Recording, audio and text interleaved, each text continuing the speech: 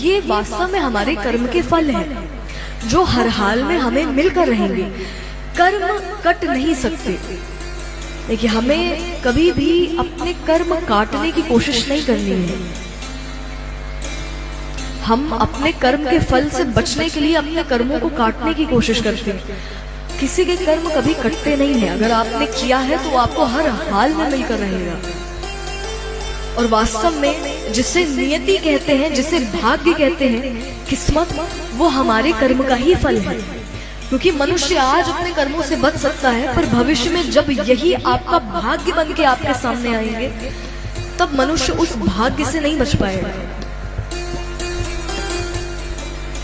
तो कभी ना कभी के कर्म हैं जो हमें भाग्य के रूप में, किस्मत के रूप में मिलते हैं।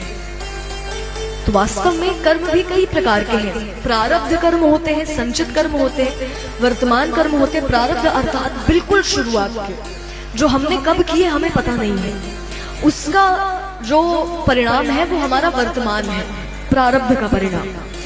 फिर कुछ कर्म है जो संचित है, यानी जिनका फल मिलना बाकी है। और कुछ है जो वर्तमान है, यानी इस क्षण जो आप कर रहे हैं, इसका भी आपको रिजल्ट मिलेगा, भविष्य में मिलेगा, कभी ना कभी पर मिलेगा ही, हर हाल में। तो हमें अधिकतम प्रयास करना चाहिए कि हमारे कर्म उचित दिशा में हो।